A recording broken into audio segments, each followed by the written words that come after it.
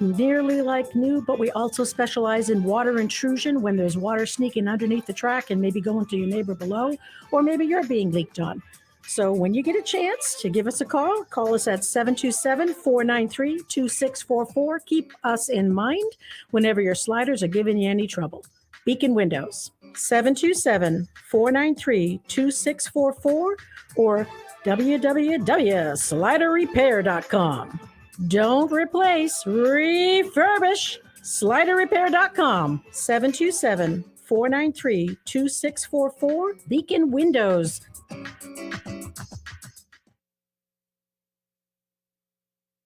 What's the buzz in Tampa Bay? Senior Voice America Radio, a unique morning variety program delivering the latest commentary on politics by host and political analyst Tim Bryce and the up-to-minute happenings of Wall Street. Beyond politics and finance, they scale the scholar's rampart by including topics on religion and nutrition with thought-provoking guests and interviews. Tune in every weekday from 8 to 10 a.m. on this Tan Talk station. Senior Voice America, serving our nation's seasoned citizens for over 4 decades. Listen to the latest pet trends with benefits on the Pet Buzz every Saturday morning from 9 to 10 a.m. Join pet trendologist Charlotte Reed and veterinarian Dr. Michael Fleck as they talk all things pets. From animal health and wellness, money-saving tips, celebrity gossip, breaking news, and more. Their expert guests are in the know and in the now. To learn more about this unique program and its hosts, tune into the show on the Tan Talk Radio Network. Are you a writer, inventor? Do you have questions about your intellectual property rights? Well, tune in every Tuesday and Thursday morning at 11 o'clock for Joy on Paper. Once a month, I will have a special guest, the writer's legal eagle, Bill Larson of Larson & Larson, who can answer your questions. Protect your valuable work. Email me your questions to patsy.radio@gmail.com and then listen in every Tuesday and Thursday at 11 a.m. right here on Tampa Bay's Tan Talk Radio Network. That's patsy.radio@gmail.com. Tee off with On the Tee Florida, Saturdays from 11 to 12 on the Tampa St. Pete Sports Connection Radio Network. From PGA coverage to putt-putt prowess, On the Tee Florida is a PGA fan and a heck's perfect round of informative, humorous conversation and coverage. Every Saturday, talking golf in Tampa Bay and across the USA. Hit 'em straight with On the Tee Florida, brought to you by Coors Light, Saturdays from 11 to 12. WTAN is the home of the Bitcoin Radio Show, heard each Saturday from 10 to 11 a.m. Join Professor Robert Thomas and crypto coach Robert R. to learn the basics about buying, spending, and growing wealth with cryptocurrency. We all know that cryptocurrency is the future, and the future is happening now. So join Professor Robert Thomas and Michael R. this Saturday on WTAN and the rest of the Tan Talk Radio Network at 10 a.m. and make your future better than today. Hey Tampa Bay, Tammy here with the BCC Coupon Book. Tune in during drive time every Thursday, 5 to 6 p.m. on the Tan Talk Radio Network to hear the BCC Coupon Book radio show. We feature local small business owners with great deals for many services and restaurants in our listening area. And anyone interested in branding your business and getting your name out there, give us a call at the BCC Coupon Book, 727-804-6082. Have a great day, Tampa Bay. Tampa Bay's Tan Talk, entertaining and informative radio for the Sunshine State. Coming up Wednesday, August 24th, the Chapters Network and the Tan Talk Radio Network proudly present from 5 to 6 p.m. Kicking Unhealthy Relationships to the Curb with Stephanie McPhail and Steve Vaccaro. Special guest, Julie Yindra. From 6 to 7 p.m., Voices for Change with Miriam and Jera. Special guest, Taylor Betts.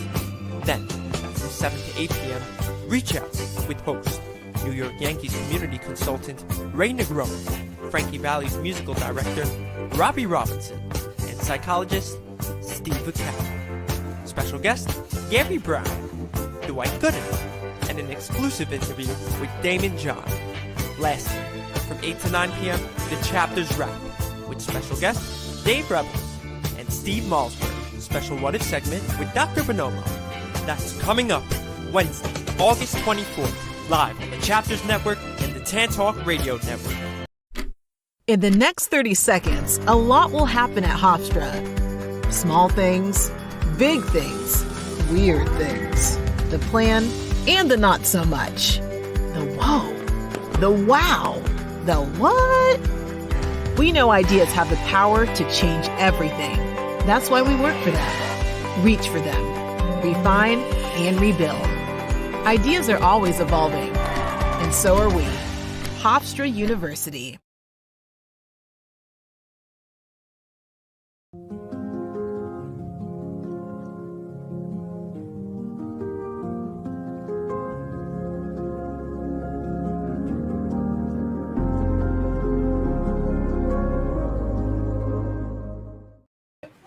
Hey, Steph. What's going on? How are you? How you doing? Pretty good. It's raining here in Texas. How is it in New York? Beautiful. Beautiful, sunny and 80. This ain't Texas. 80 is nice. 80 is really perfect weather. What's it like in Florida, Floridians? Is it as hot as it is in Texas? Bobby, are you listening? What's the weather like in the Tan Talk Network there in Clearwater? What's going on over there? It is sunny, hot, about 92. Wow. All right. So you've got hot, no rain. So you're lucky at least on that. Maybe it'll rain in a little bit though. I know that cools everything off. That's right. That's right. This is Kick Unhealthy Relationships to the Curb. That's Stephanie McPhail. I'm Steve Vaccaro. That was our great engineer, Bobby. And we have Carmine behind the scenes in New York. So it's kind of split. A couple of people in Florida, a couple of people in New York, a couple of people in Texas. This is what it's all about. We're here every Wednesday from 5 to 6 p.m. on Tan Talk Network, 1340 a.m., 1350 a.m., 1400 a.m., FM 106.1, and FM 104.3, tantalknetwork.com. Covers St. Petersburg, Clearwater, and Tampa Bay. It's the 17th largest market in the country, potentially 3.5 million people. We're somebody right now, Steph. Nice. Look at us. We're moving on up like the Jeffersons. Moving on up like the Jeffersons. But you know what? I had a little birdie. They told me you went to Hofstra University. That's why this is such a great show tonight. I went to Hofstra. I spent 2.5 years at Hofstra University getting a double master's degree in health and education about 20 years ago, 21 years ago. So that school definitely holds a special place in my heart for all the great learning and everything that's happened since I graduated from there. So 20 years ago, I'm trying to figure out your age now. I'll figure it out by the end of the show. I got you pegged. Actually, maybe it was longer because I started there when I was 21 and maybe I was 23. Yeah, I was 23 and I'm 44 now. So yeah, it was 21 years ago I graduated from there. So what's your takeaway from Hofstra? What do you take away that experience? I had some excellent teachers. My professors were really great. They were really focused on giving us information that was going to be cutting edge. And I will tell you that I can't remember her name, but one of my professors was telling us that they were really concerned about there potentially being a pandemic in the near future. And they kept talking about what the reaction would be if there was. And then they talked about healthcare and how that was such a big deal. And now, of course, we know in the past few years, the pandemic obviously going on and then healthcare being such a hot issue. I mean, they were ahead of their time knowing what was coming up and teaching to the future instead of teaching to the past. Wow. That's unbelievable to predict that. But if you want to join in from Florida, 727-441-3000, we need your voice. We need to hear from you. Our special guest today, Julie Yindra, does amazing work at Hofstra, and you get to know all about her in a few minutes. But how good are you with the solar system? Can you name all the planets? Oh my gosh, no. I feel like I practice this with my 6-year-old because he loves it. But all right, there we go. Mercury, Venus, Earth, Mars, Saturn, Jupiter, Uranus, Neptune, and maybe Pluto. Today is Dwarf Pluto Day. I'm not quite sure what that is. Did you know that? No, I didn't. But is the what is it? The JB Webb, is that seeing all the cool? I was looking at a picture of Jupiter and how you could see the rings around Jupiter with that new telescope and how clear, there's not rings like Saturn, but it's like a glow around Jupiter that they had never really seen before because they didn't have that intense of a telescope. Can you show us how the rings go around Jupiter again? Whee!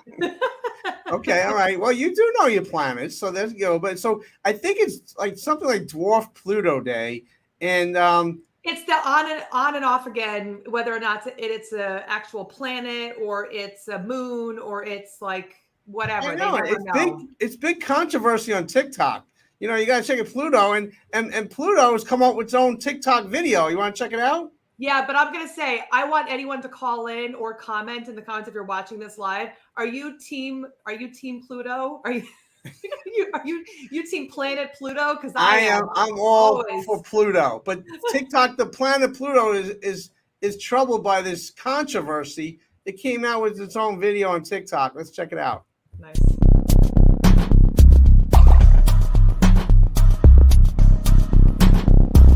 My name is Pluto, an ex-planet of the solar system. I've been demoted to dwarf planet status, so please listen. I used to be the 9th planet in our solar system, but didn't meet the 3 criteria the IAU had written. 1. A planet must be in orbit around our sun. 2. Has the mass to assume hydrostatic equilibrium. 3. It has cleared the neighborhood around its orbit. And that is the reason that I am now a dwarf planet, son. My name is Pluto, an ex-planet of the solar system. I've been demoted to dwarf planet status, so please listen. I was discovered in 1930 by Clyde Tombaugh. He worked as an astronomer from Lola Observatory in Arizona. I was named Pluto by an 11-year-old girl named Venetia Burney. Pluto was the Roman god of the underworld. Astronomers recently found I'm the biggest dwarf planet around. 736.3 is my radius, and I'm brown. My name is Pluto, an ex-planet of the solar system. I've been demoted to dwarf planet status, so please listen. Maybe the IAU will reverse my status to a planet, but for now I'm happy being a dwarf planet, so there you have it.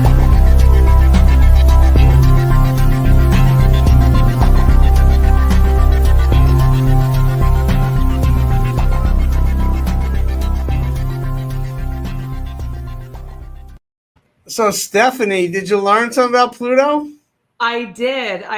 I still, in my mind, it will always be a planet. They can call it whatever they want, but Well, I understand the science now. It's a whole wacky holiday too, and I feel like it's our duty to tell our listeners and viewers out there what these holidays are all about. And today's about Pluto.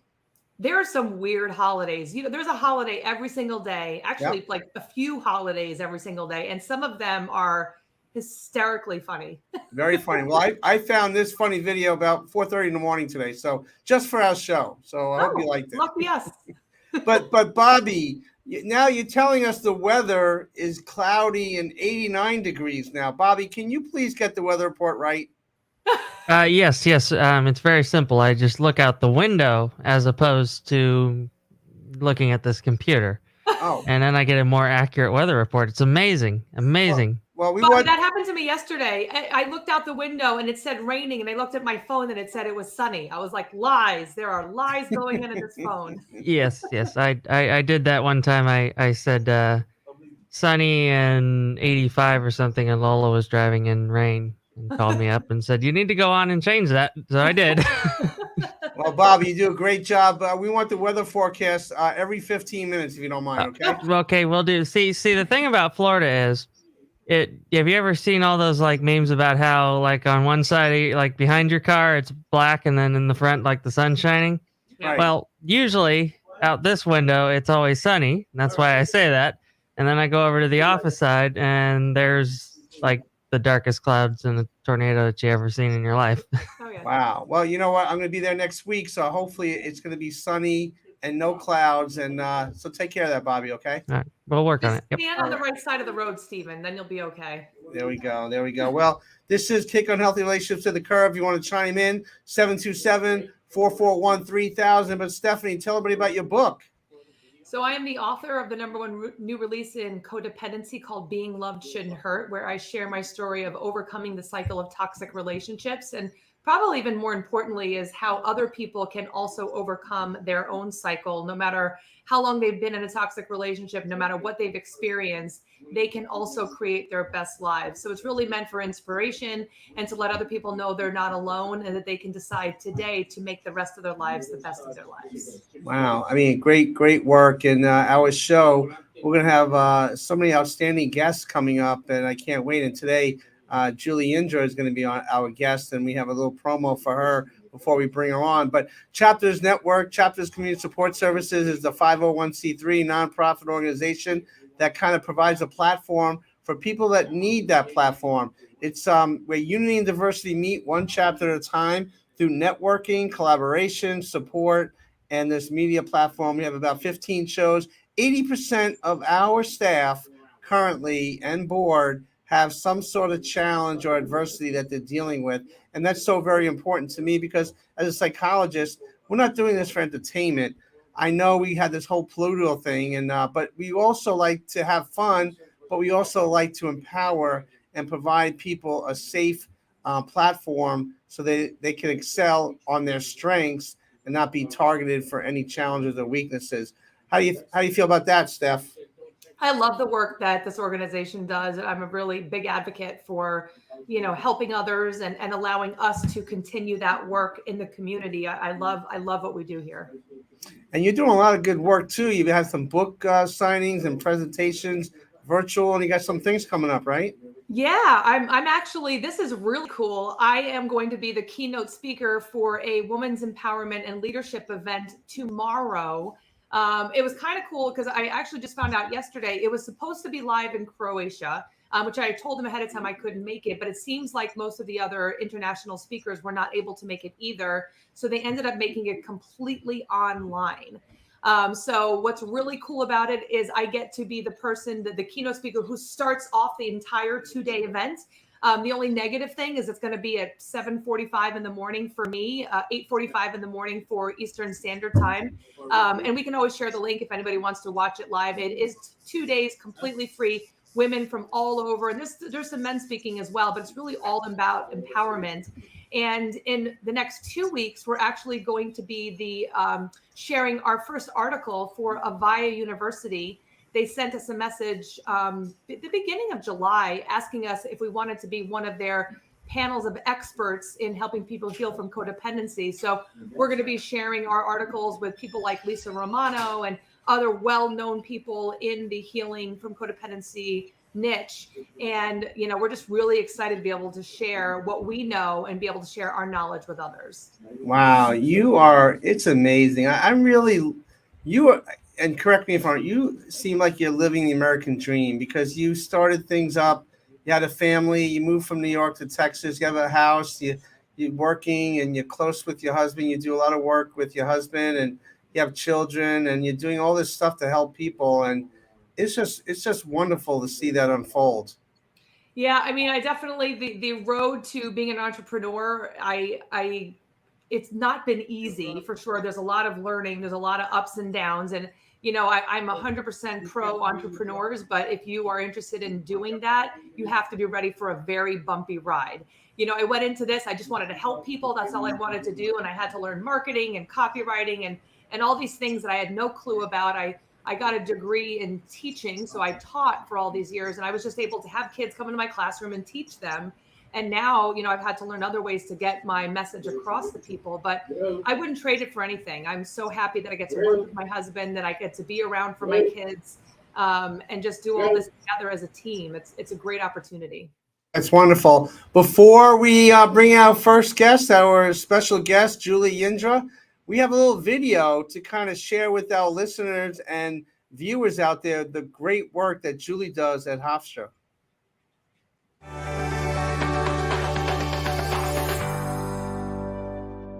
My name is Julie Yindra, and I am Director of Student Access Services. Student Access Services provides access and support and accommodations for students with disabilities, but we also interact with the broader community. One of the things that we do is we make sure that we are communicating with students as early on as possible through admitted students days, new student orientations in the summer, include, for a student who has disclosed a disability, a meeting with our office so that we can, before the semester begins, collect the documentation, approve accommodations, and make sure everything is in place before the student arrives for welcome week to start their semester. There's a wide array of accommodations, including free of charge to the student, an array of assistive technologies that we can offer to students to help them with, we have note-taking accommodations that are specialized software. We have dictation software, screen reading software, and all those kinds of things that we can actually provide to a student if we feel it's going to help them be successful in their college environment. The other thing that we do is we do offer optional, more comprehensive support programs that students can opt into. Two of those programs are called PALS and Academic Coaching. And in those programs, a student meets on a regular basis one-on-one with a staff member who is trained to help students develop more effective time management, organizational strategies, learning strategies, more information about how to effectively use the assistive technologies. And sometimes students, when they first enter college, have never had to self-advocate. So one of the things that we do to help our students making that transition to adulthood and to college is to help by teaching students those effective self-awareness and self-advocacy skills. So there's a wide range of things. And one of the other things that we do in our office is we help faculty and administrators with disability-related questions or concerns. So we are the go-to office on our campus for, hey, I'm setting up a field trip for my class, and I'm wondering what I need to be aware of in order to make sure that all of the students in my class have equal access to the material and to the experience of the trip. So there's a wide range of things that we do like that. One of the most common accommodations for a student with a disability is to alter the manner in which they take an exam. And we have so many students that are utilizing testing accommodations at Hofstra University that we actually have a testing center that is a dedicated facility that's set up like a computer lab. And one of my full-time staff members is the testing accommodations manager for every student, for every class that they might be taking, whatever that might be, that the appropriate testing accommodations are provided in our facility so that professors don't have to worry about, oh, how do I make this test with larger print, or how am I going to make sure that the student has extra time if he needs it because there's another class in my classroom right after mine ends. So we take the onus off of the faculty and provide all of those services within our facility. And all the student needs to do is to, at first, in the beginning of the semester, provide the accommodation letter to the professor and discuss the accommodations that they need, including testing accommodations. And then in advance of each exam that's coming, to notify our office to fill out a form and have the professor sign off on it so that we can then collect the exam from the professor and set up the exam experience with the accommodations that they need. My advice to you as Hofstra parents is to begin opening the dialogue with your student about the specific scope and nature of their disability, the support services that they've used in the past and how they've been helpful, to allow us to carry that on with the student and continue that conversation so that the student is not in a situation where they've never had a conversation about understanding what their accommodations are and how their accommodations help them be successful in and out of the classroom. Another thing that you can do is to encourage your students to utilize the support services like our office that are here at Hofstra. And instead of when the student calls home and says, I don't know what to do about getting extra time on this test, instead of contacting our office yourself, encourage your student to contact us and ask those questions of us. Student Access Services is in the Student Center in Suite 107 behind the bookstore. Our phone number is 516-463-7075. Our fax number, if you have to fax us something, is 516-463-7070. And our email address is samapplesam@hofstra.edu.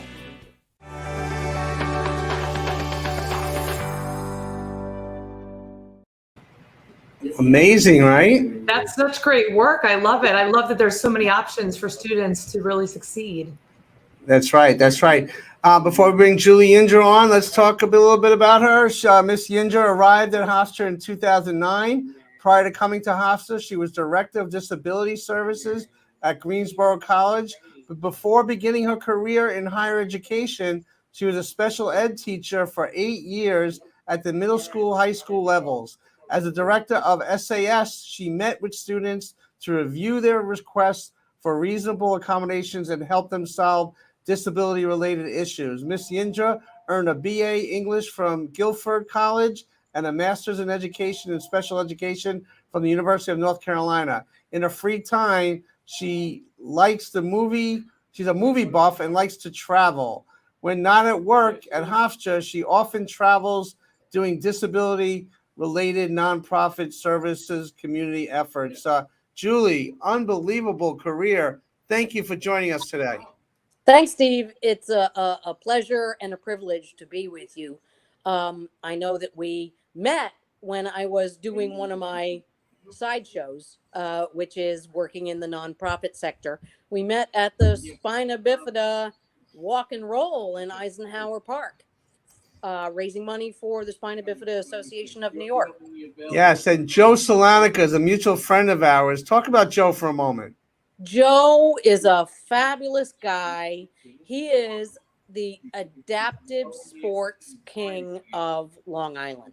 If I have any questions at all about adaptive sports for individuals with disabilities, Joe is my go-to guy. He is fun and hardworking and encourages his students at the Viscardi School. And, he travels around with competitive sports teams. Wheelchair basketball. He does all kinds of really cool things. And I think he's a fantastic mentor for younger people with disabilities. That's right. He is a wonderful person. And Stephanie, you went to Hofstra, so this is probably really great to hear all this stuff going on. I didn't know that if this existed back when I went 21 years ago. I don't know if Julie, you've had a hand in helping to make it more accessible to people in the community get access to all of this stuff. Well, funny you should mention it. Funny you should mention it, because I've got to tell you, Hofstra has a very long historical legacy of being open and welcoming to individuals of all different types of abilities. In fact, Hofstra, I bet you don't know, was the first private university in the entire country to become fully wheelchair accessible. Wow, I did not know that. It happened in the late 1960s and early 70s when they were building the north side of campus and expanding Hofstra to become a more comprehensive 4-year university with residential facilities. And it was just sort of a magic thing where there was all the right people in the room at the right time. And they said, as long as we're going to build all of these facilities, let's make them all wheelchair accessible. And part of the reason for that was a guy named Henry Viscardi, who started a school here on Long Island for individuals with significant physical disabilities a long time ago, when students like them and students like me didn't go to school. There was no school for us. We were homebound. And so Henry Viscardi started a school. It's now in Albertson. And it is still, graduating students. And Henry Viscardi came to some friends at Hofstra University when they were making plans to build a whole new side of campus and said, hey, look, I have this great high school and these kids are graduating from high school. The problem is there's nowhere for them to go to college. But you bring up Dr. Viscardi. I'm sorry, Julie. You bring up Dr. Viscardi. That's where I met Joe. I was a supervisor for one of the programs at Viscardi and Abilities. And in that building, they've preserved Dr. Viscardi's office. That you could see the office he was working at. He was a genius. He was the go-to person for all the presidents for all the challenged people in wheelchairs that needed vocational training or assistance or empowerment. He was the man that paved the way for so many people. So it's such a blessing for you to acknowledge that today. Absolutely. And, it just was fortuitous that he was friendly with a couple of folks at Hofstra during this time. And they said, well, and so to this day, every year, students that are graduating from Biscardi start their academic careers at Hofstra, their higher education careers at Hofstra. So it's a relationship that continues to this day. And so that answers your question. And we also were one of the first schools in the country in the late 70s and early 80s to establish comprehensive support programs for students with non-apparent disabilities like learning disabilities and ADHD. And I am continuing that legacy by launching this coming year a specific comprehensive support program for students on the autism spectrum. Oh, that is unbelievable. That's why I got to meet with you, because you're doing so many great things. And for our listeners out there in Florida on Tan Talk Network, please call in 727-441-3000. Explain to people. I ask this question to Joe all the time. Despite your challenges, Joe Salonica, who is a spina bifida, he's in a wheelchair. I'm going to ask you, Julie, how'd you overcome your challenges, and what gives you the passion to help others in the way you do? Well, that's also an interesting story. My parents, when I was born in 1962, my parents were not given any hope that I was going to be able to do much of anything with my life. There was no school for kids like me when I was born. There was no in-home, now we have all kinds of rehabilitation services and in-home nursing care for students and personal care attendants and accessibility and employment initiatives. Then there was no such thing. And 5 years after I was born, my younger brother David was born, and he also had spina bifida. And so my parents, at a time when there was really nothing out there, my parents raised 2 kids with spina bifida. And what they knew that for me, as a person with a physical disability, education was going to be the key for me. So they always pushed me in terms of education. They never said to me when I was a child, if you go to college. They always said, when you go to college, because they knew that I needed a career that was probably going to require a college education. And boy, were they right? I mean, I liked education so much. I've been in it my whole life, right? I never left.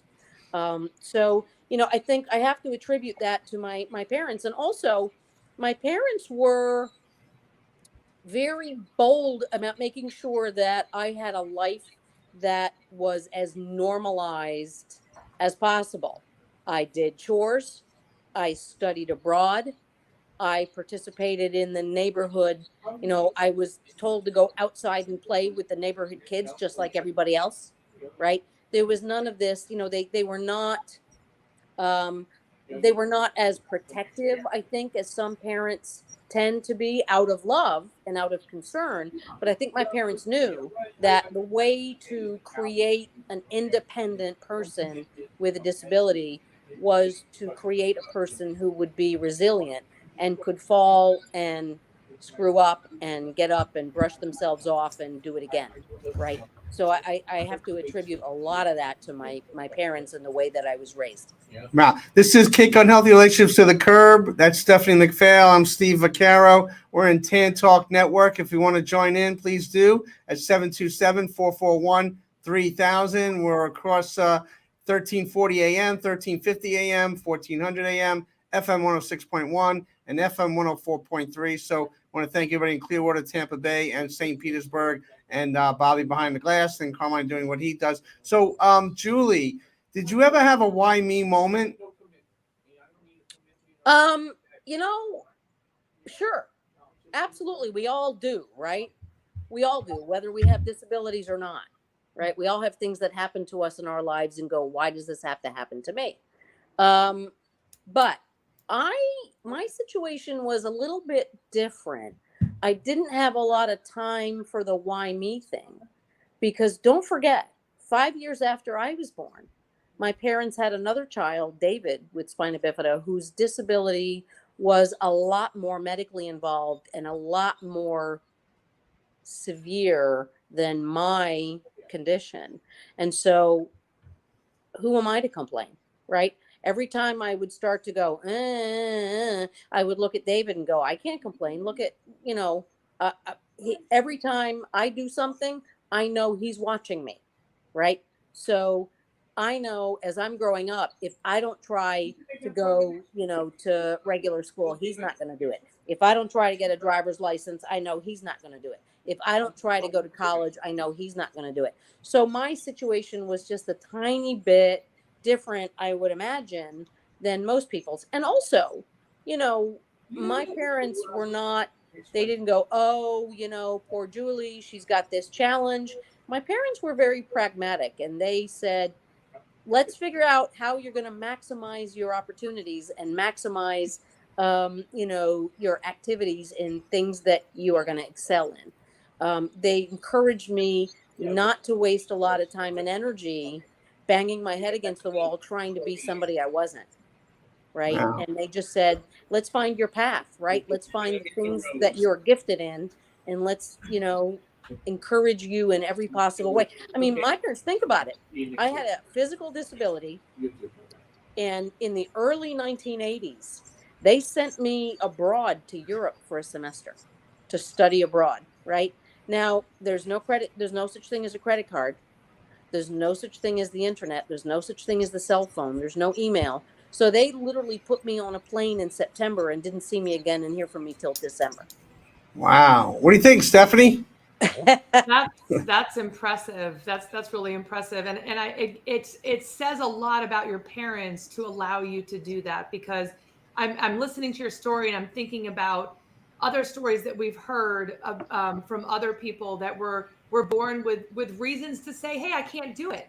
And their parents did the same thing. They said, nope, you're blind, but we're going to make you act, do the things that a seeing person would do, or you can't walk, but we're going to do the things that other people do. And we're not going to use that as excuses. How do you think that has helped you be a better mentor to some of the kids that you work with, when maybe they're feeling that like, maybe I can't do it? Like, do you feel like that helps you motivate them? Yeah, absolutely. I mean, that's a really good question too. And that serves me very well in my line of work, because number one, I know that students know that I can relate to their experience and they can relate to my experience. And so the first thing that I do with my students is I open up to them and expose my vulnerabilities to them and say, I didn't do very well in school for a long time either, because I made mistakes, right? And here's what I did, and here are the things I wish I had done differently, and here's the advice I'm going to give you. So I will say to them, this is how I managed, and you are, you're going to make mistakes. The path to success is not a straight line, right? So it does help me. It also, I have to tell you, Stephanie, it also helps me that when I have students that come into my office that go, I can't do this because I have a disability. I can say things to them maybe that other people might not feel comfortable saying, like, homie, don't play that game in my office, right? No, don't give me this stuff about, no, you can't do this because you have a disability. What I have to teach students is that it's not that you can't do X, Y, and Z. You may have to do X, Y, and Z differently than the way other people do it. And your job is to figure out what that way is. And that's such a gift to be able to share that with them. And not only that, but I think that probably gives, they really can be inspired by you, is to know what you've accomplished, what you've done. I mean, Hofstra was not an easy school. So you don't go to that school because you're not intelligent. So obviously they're smart coming to this school. So, I love the reminder that you get to give them, like, hey, you got into this really great college, really great university. So obviously you've got the brains. Now we just have to figure out how to kind of change things because you're going to have to live in this world. So what can you do to live in this world in a way that's going to be the best for you so that you can succeed? Exactly. And, it's really important for students to understand, I get the sense sometimes that in this generation and the previous generation, a lot of people have been, reticent to be real with their kids about their challenges because they don't want them to feel labeled, or they don't want them to feel bad about themselves. So they try to protect them, and they try not to talk about the disability. But to me, you got to put your cards out on the table, right? You got to acknowledge. So I'm gonna tell you a story about what happened to me when I was a kid. Another story about my parents. My dad, when I finally did go to school, I went to first grade, and one day I came home from school after a day when the teacher said to the class the same thing a lot of first grade teachers say to their students: kids, what do you want to be when you grow up? Right? And oddly enough, it was in that moment that it was the first time that I recognized that I was different from every other kid in the class. And I was really concerned about this. And people were raising their hand and saying, I want to be a football player, and I want to be this, and I want to be that. And so I was scratching my head because I was realizing that there was a lot of things that they were talking about that I didn't think I could do. So when I went home, when my dad came home from work, he said, how was school? And I said, it was okay. He said, why? What's the matter? And I said, well, they asked us what we wanted to be when we grew up. And he said, yeah. And I said, well, Dad, there's a lot of things I can't do. What can I do when I grow up? And my father says to me, anything you damn well please, but seeking a career as a ballerina would be inadvisable. So my parents were, they were encouraging, and they were, they gave me every possible advantage and opportunity that they could, but they also didn't sugarcoat things, right? They were like, no, you're not going to be a professional dancer. This is not in the cards. So let's go down another path, right? Mm-hmm. So they were very practical. And, sometimes I talk to my students about that. Sometimes a student comes into my office and I will say to him, tell me about your disability. And he'll say, well, I have a learning disability and I'm really, really bad at math. And then I'll say, so what's your major? And he'll say business. And I'm like, okay, let's talk about that for a minute. You got business calculus, business statistics, accounting, right? Let's talk about the math requirements. I mean, are you sure this is what you want to do, right? Because sometimes when students come into my office and they're upset because they're not doing well, and they feel like a failure, what I say to them is, you haven't failed to achieve your dream because you're a failure. The problem is you've chosen the wrong dream. Let's pick another one.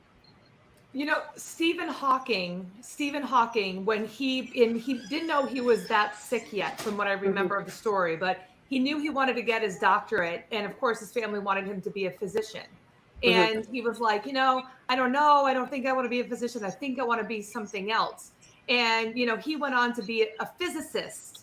Mm-hmm. A brilliant physicist. And, you think all the time, had he gone on to be a physician, he would have been out of work. He would have had nothing to do. Like there was no big thing he would have left for the world. But because he followed what he knew he needed to do and became a physicist, I mean, up until his last breath, all he was doing was giving this great information and sharing that with the world that he could have never done had he not gone that direction. Yes. The man was one of the greatest minds of our time, right?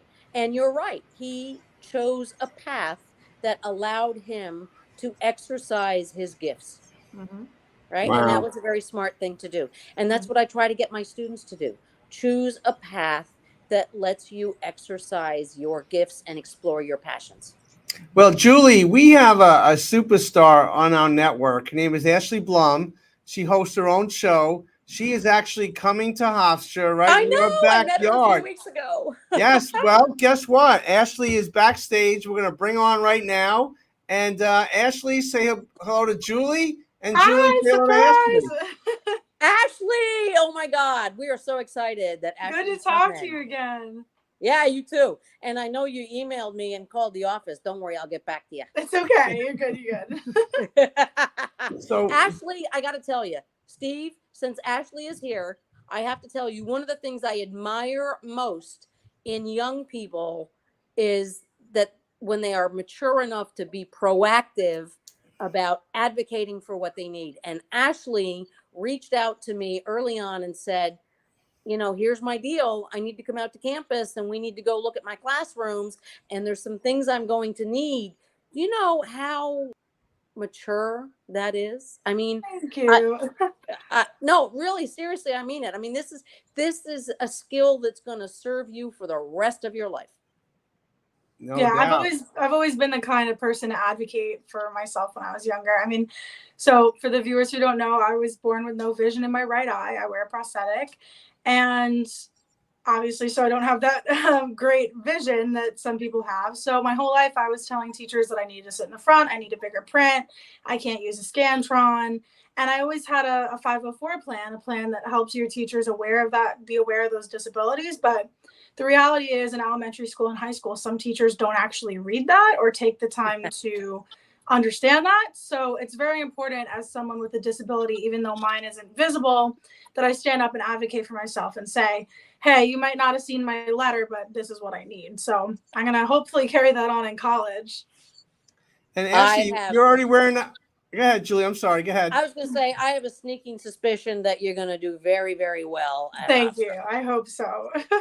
And you're already wearing the Hofstra colors. I am. I found this shirt at the store, and it's not Hofstra merch, but I loved it, and I had to wear it because I'm repping the spirit.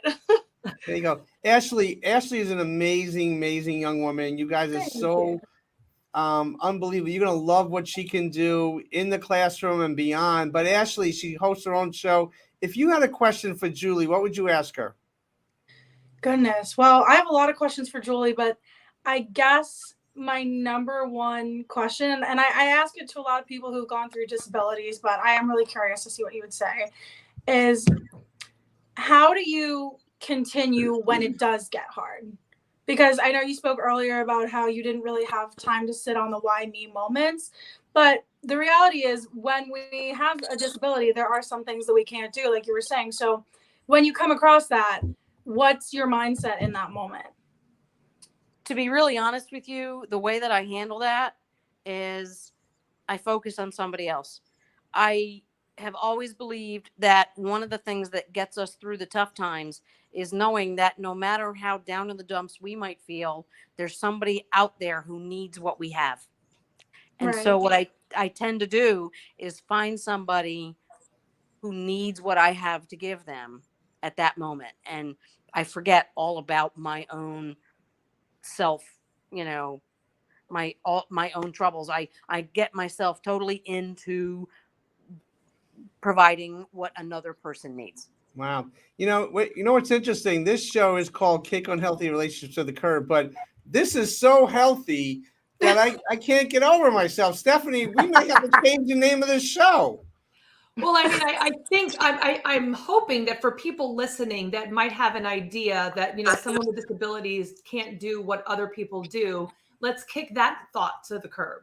You know, let's get that negative thoughts that people might have, that pre-existing thought they might have, and say, hey, let's get rid of that negative feeling that we have and realize that everyone has the ability to give back to the world, to give back to the community. And just like Julie said, we just have to figure out in what capacity that is. Wow.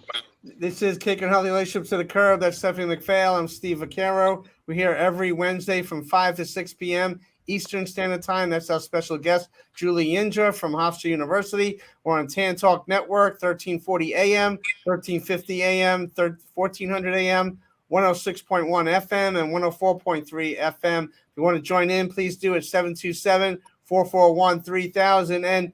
And Ashley, when you talk to Julie, and Julie, you talk to Ashley, I mean, you guys are going to have a lot of great things happen at Hofstra over the next couple of years. I can feel it. Yeah, I hope so. I mean, from the moment I met Julie, I knew that she was going to be in my corner. She has that kind of personality. Like, she gave me a tour of campus and showed me where all my classes were going to be so we could see what the best areas would be for me to sit in, like what desk would be good. And as we were walking, everyone's saying hi to her. She's asking people how they are. Everybody loves Julie. And so I'm really excited to get to work with her. And I know that her and the rest of the staff in the accommodations office are going to be in my corner and in the corner of everyone who has a disability, people who have smaller disabilities than me and bigger ones than me. And I'm really excited to be able to accomplish all that I want and get the degree I want despite the disability that I have. I think that it's so important for every kid to get an even playing field. So I can't wait to be a part of it. And Ashley, how important it is to, last couple of years you've been on the network doing amazing work. How important it is to have a camera in front of you and a microphone in front of you to share your knowledge and experience to help inspire others? Well, I always think that different perspectives are good. And as a teenager, I don't think that a lot of teens are willing to speak up about what our generation needs and what we think needs to be spoken about. So it's really important to me to be that voice for some kids and even young adults and adults who might be a bit quieter, especially when it comes to mental health, anti-bullying, and disability advocacy, because I've experienced the anxiety, I've experienced bullying, I've experienced having a disability. So being able to use my own experiences to hopefully inspire someone and tell them, hey, you're not alone. Look at me. I can do it. So can you. Just like Julie's mindset. That's my whole world. I never want to stop doing that. No matter what degree I get and whatever I end up doing as a career, I always want to inspire people and show them that they're not alone. Wow. I mean, well said. And Thank Julie, what advice would you give to young freshmen that are coming to Hofstra in a couple of weeks right now?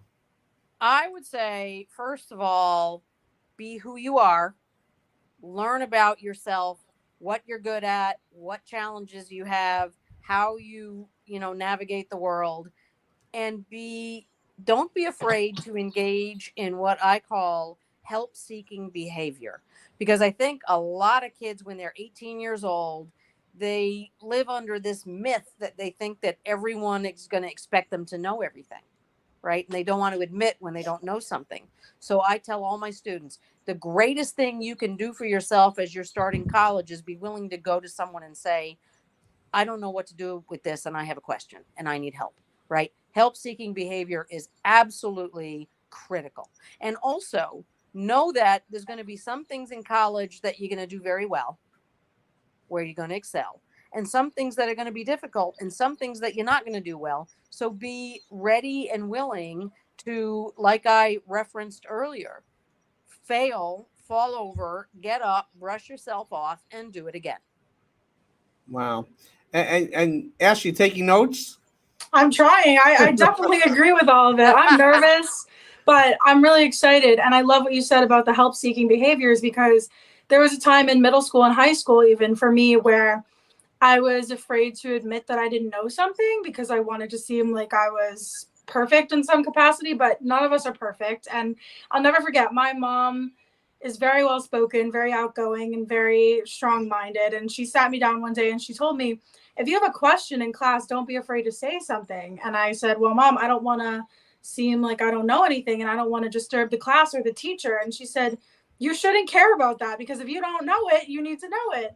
And everyone probably has the same question as you. So from that point on, I started raising my hand every 5 seconds in class a bit and not being afraid to say, hey, I have no idea what just happened on that board. Please explain it again.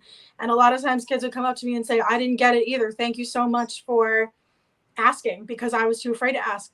And that's kind of where it sparked it for me on advocating for others. And the help-seeking behavior, being able to own up to the fact that we're not perfect, is so important. So Thank you for that advice. That's really true. Steve and Stephanie, have you noticed something, that there's a trend going on here, that parenting plays a crucial role in how people with disabilities perceive themselves and perceive their opportunities in the world? Yeah, it's a beautiful thing to point out. And that's the reason why we do what we do, right? Is to advocate and to empower parents, empower communities and kids to really band together and understand those deficits. There's a lot of strengths that each person has, and the parental support and love is instrumental. Ashley, thank you for joining us for a few moments. Thank you, guys. It was so good seeing you, Julie. Good to see Bye, you, Ashley. See you soon. See you guys soon. Bye-bye. Ashley Blum, superstar from day one. But before we go, I have two quick questions here. Your favorite place to travel? Oh, Lord. Okay, so my happy place, I was just there last week, to be honest with you. My happy place is Cape Cod, Massachusetts. We used to vacation there when I was a kid. And when I was a teenager, my parents bought a house there. When my dad retired, they moved to Cape Cod. My mom still lives there. I was visiting with her last week.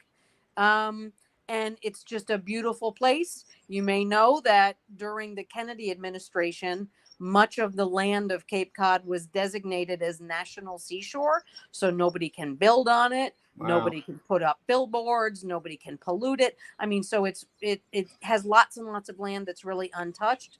So it kind of, for lots of reasons, has been one of my happy places. And last question, unless Stephanie has one. Favorite movie? Oh, man. Okay. So I am a movie whack-a-nut, and I firmly believe that the greatest American film ever made has the famous line, "Leave the gun, take the cannoli." You guys know what that one is? Is that The Godfather? The Godfather. Yes, The Godfather. Okay. All right. That's great. Real quick, Julie, how can people get a hold of you? They can get a hold of me at Hofstra University at julie.yindra, Yindra, at hofstra.edu. And my number at my office is 516-463-7075. Please call. Please, engage with me. I'm happy to talk to people. I'm happy to answer questions. I'm happy to mentor young kids. So, feel free to reach out. Thank you so much, Julie. You're a blessing, and we're so thankful they came on our show tonight. Thank you so much. It's been a pleasure anytime, Steve. Thank you. Thank you. Nice to meet you, Stephanie. Nice to meet you too, Julie. Thank you for all the work that you're doing. We love it. Before Florida says goodbye to us, Bobby, what is the weather in Florida? WTAN, Clearwater. We lost them already. We lost them already. I'm being told it's cloudy and 79 degrees in Florida. Thunderstorms. And everything was fine until you said something. Oh, my fault. Texas sent Florida thunderstorms and cold and cooler weather, but he'll be happy when he leaves later on when he's done with work. Yeah, but Stephanie, everything was fine until you said something. Then you did this whole thing with Jupiter and stuff. I don't know what you're doing over there. The power, it's all here. But Stephanie, Julie is an amazing person, right? I love it. I love what's going on with all the work that she's doing, the advocating and helping people that might feel voiceless to ask questions and, to be able to hear Ashley's story of being from the time she was in middle school, being able to advocate for herself. I think that whether you have a disability or not, I think that is such an important trait to have, to be able to speak up for yourself. So, right. Thank you to everybody who's helping give voice to the voiceless. That's right. Well, Stephanie, thank you so very much. Enjoy your evening. Be safe, and we'll see you next week with another amazing guest. Bye, everybody. Bye.